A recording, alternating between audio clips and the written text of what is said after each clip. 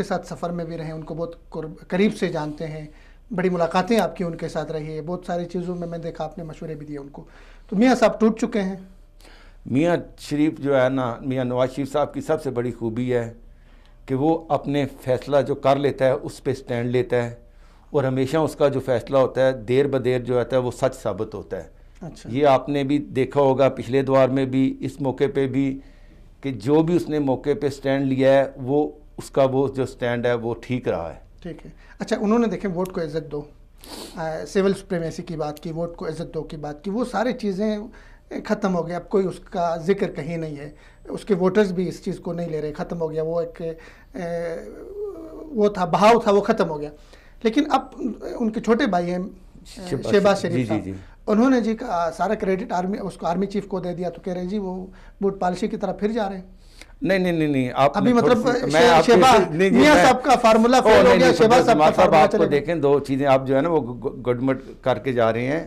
مسئلہ یہ ہے کہ جس کا آپ ذکر کر رہے ہیں کہ وہ ہے، انہوں نے جو ابھی ریسنٹ جس موضوع پہ بات ہو رہی ہے کہ جو عدالتیں جو ہیں فوجی عدالتوں کے لیے بڑھایا جائے، وہ فوجی عدالتوں کا قیام اس لیے بڑھا رہے ہیں کیونکہ اس میں جو ہے پاکستان کے اندر جو دہشت گردی تھی نا، وہ دہشت گرد جو تھے ان کو فوری سزا کے لیے اس کے لیے فوجی عدالتیں جو ہے وہ ضروری تھی. اور اسی کے استحکام کے لیے یہ ضرب رد الفساد یا دوسری جو ہوئی ہیں، یا اس سے ملک کا جو دہشت گرد تھے، ٹیررسٹ تھے، ان کو فوری سزا کے لیے فوجی عدالتوں کا قیام یہ ہماری حکومت نے ہی کیا تھا، منظوری دی تھی. اب بھی ہم اس کے حق میں ہیں کیونکہ ہم پاکستان میں امن چاہتے ہیں، پاکستان میں امن کیا ہے. اس وقت پاکستان کے اندر الحمدللہ ہماری حکومت جب تک تھی اس ٹائم تک پاکستان میں مکمل آلموسٹ امن ہو چکا تھا. کراچی سمیت، وزیرستان سمیت سب علاقے امن و محفوظ ہو چکے تھے.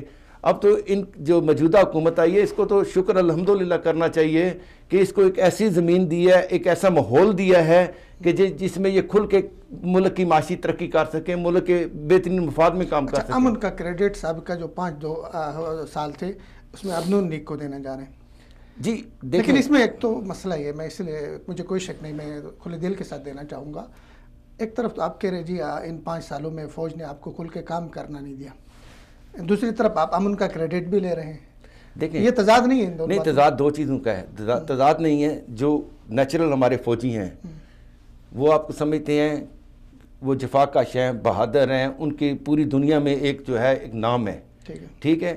پالیسیز جو ہوتی ہیں، بعض پالیسی ایسی ہوتی ہیں جو گورنمنٹ کی اور ان کی میں تھوڑا سا نا وہ ٹکراؤ آ جاتا ہے. صحیح. اصل میں سمت دونوں کی ایک ہی ہوتی ہے.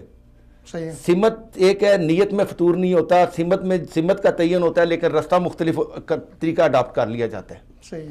تو اس لیے اس کو یہ نہ سمجھا جائے کہ خدا نہ خواستہ مسلم لیگ نون جو ہے وہ فوج کے خلاف ہے یا ایک ایسا تاثر دینے کی کوشش کی جا رہی ہے یا تاثر دیا جاتا ہے.